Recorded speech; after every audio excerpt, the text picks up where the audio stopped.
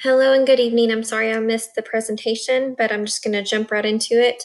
My name is Micah Cox, and I'm an instructional technologist at Chico ISD.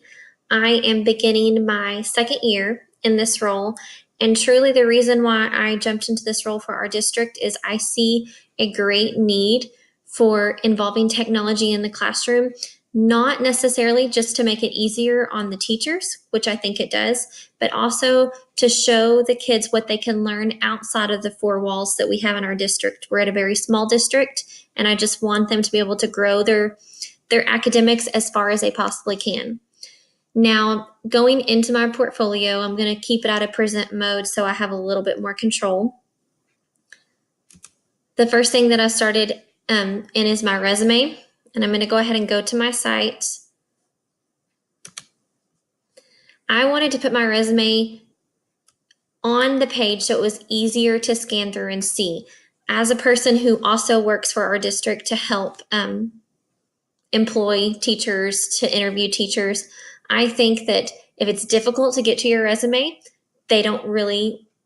it's harder for us to take the extra step. We don't necessarily want to dive in and open up all these forms just to find out about the teacher. So I wanted to make sure that it was easy to navigate through mine and get a good overview of who I am and where I've been.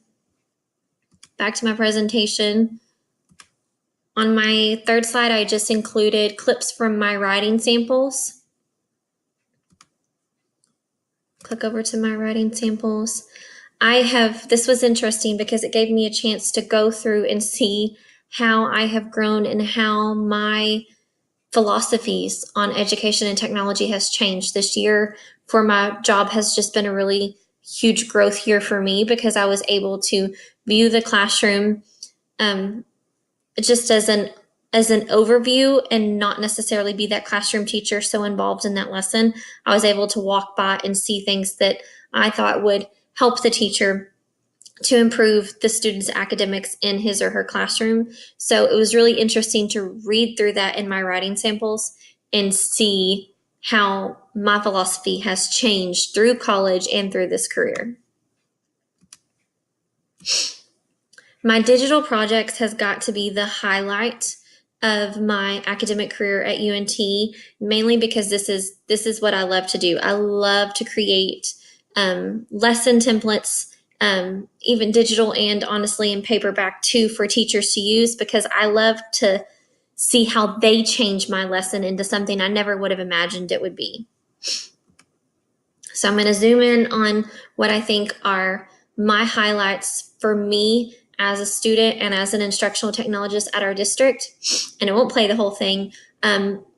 I have really amped up the videography at our district because in order to get that community involvement, they have to see what we're doing. At our elementary, middle school, and high school campus, we did fly on the wall videos. So our parents could see, okay, yes, your kid comes home with this letter grade, but I want you to see all the work that goes into this. I think that's the hardest thing with digital projects is they're harder to share with parents. So when they bring home papers and they get a grade, that's easy to see what they did right and what they did wrong.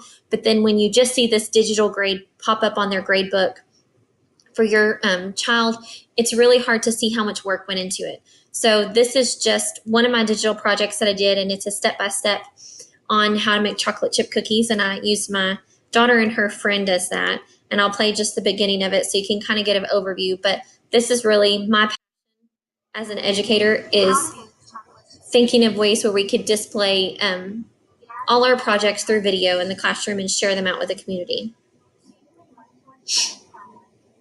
And I won't bore you with the whole thing.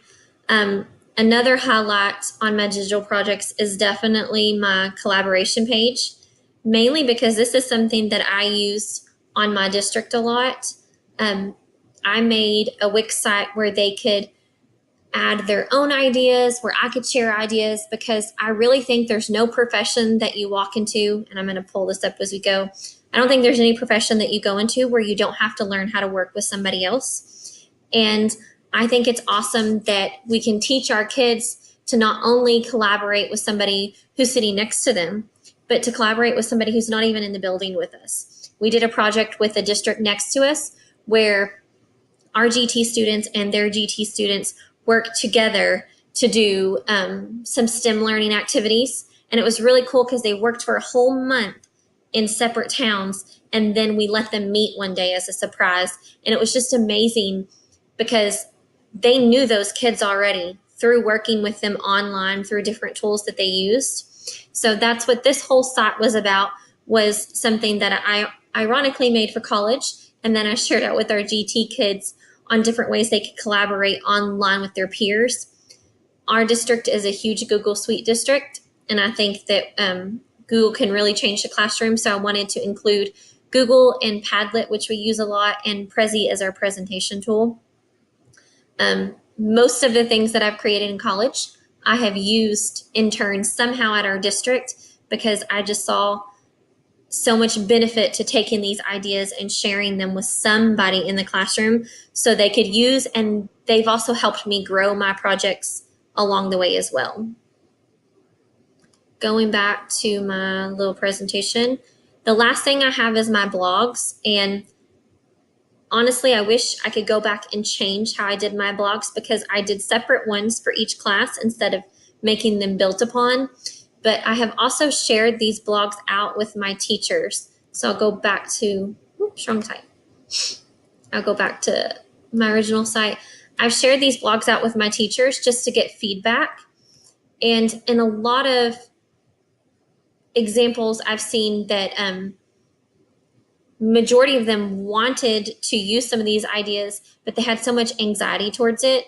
And in some of my blogs, I kind of went over like when I first tried out. So I was just really honest as to what it was like when I first tried them out. And so that kind of just opened up a new line of communication for me and the teachers that I help instruct. That is all I have. And if you have any questions, you can definitely email me.